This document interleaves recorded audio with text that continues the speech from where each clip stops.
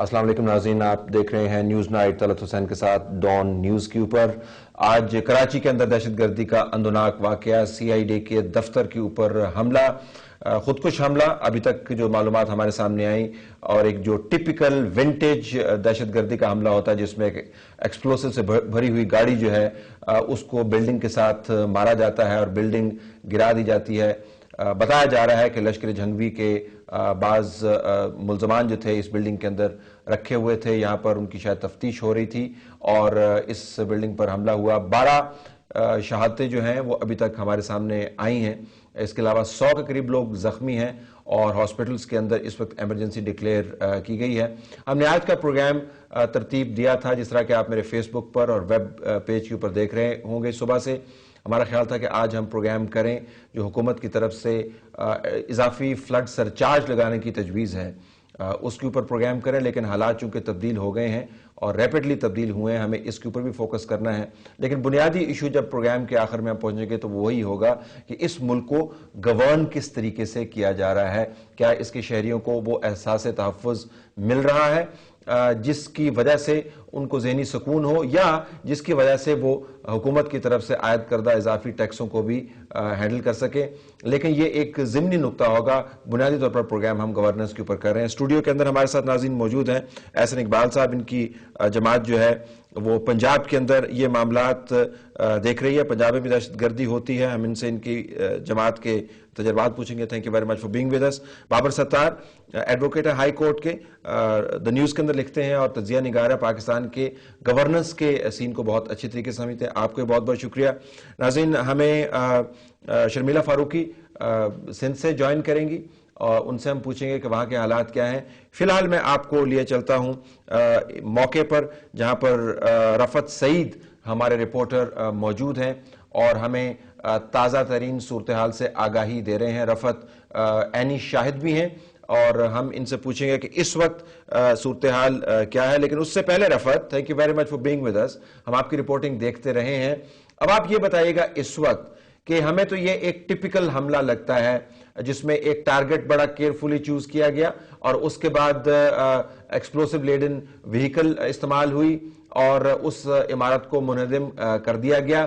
क्या अभी तक जो आपकी शुनीद है उसमें इसके अलावा भी कोई मालूमात हैं जिससे पता चले कि शायद कोई और भी मुहर्रकात हो सकते हैं?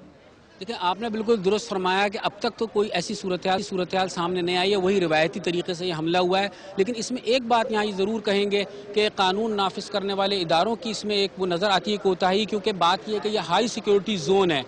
चीफ मिनिस्टर हाउस है यहाँ पर, पर्ल कॉन्टिनेंटल होटल है, शर्टन होटल है, वहाँ पहले भी इस किस्म का एक धमाका हो चुका है और CID का ये ऑफिस खासा अहम है। यहाँ पर जो है अभी हालिया दिनों में तहरीक तालिबान बाजोड़ के एक अहम सरगर्म रुकन को गिरफ्तार किया गया था। यहाँ तफ्तीश भी की जाती थी उन लोगों से, लिहाजा इस हवाले से ये इमारत खासी अहम है।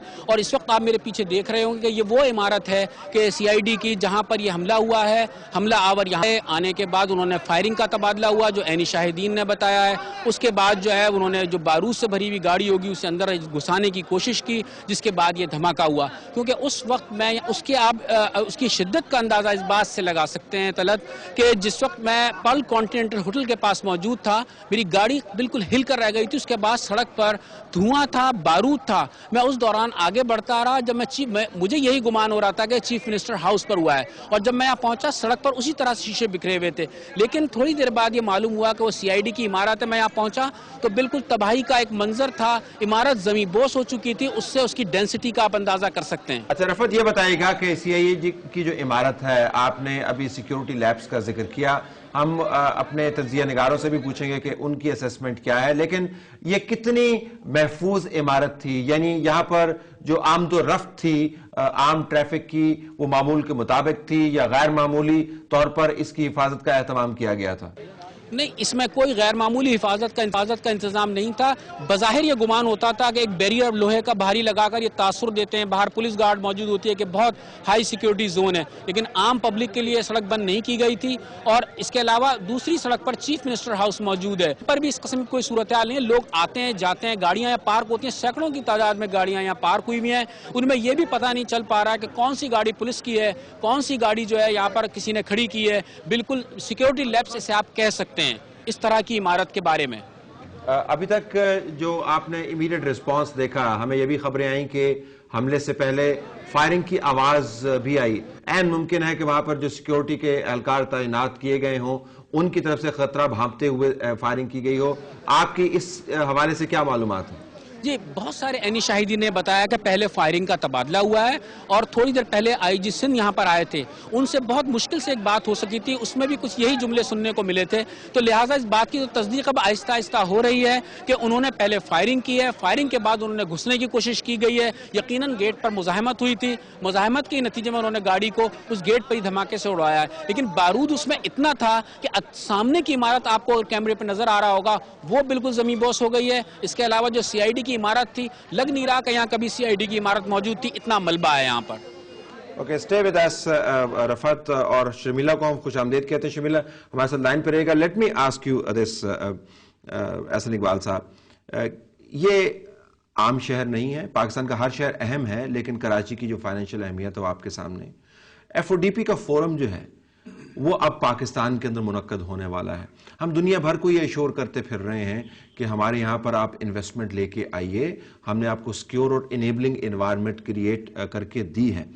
اب in the heart of the city ہم یہ نہیں کہتے کہ دہشت گردی کے واقعات کے خلاف ایک حتمی بند باندھا جا سکتا ہے، لیکن ابھی تک جو معلومات آپ کے سامنے آئیں اس میں آپ کو لگتا ہے کہ کہیں پہ شاید تھوڑی سی کوشش اور ہوتی تو کم نقصان ہو پاتا. Is there a way to deal with it? کیونکہ ٹائمنگ اس کی بڑی کروشل.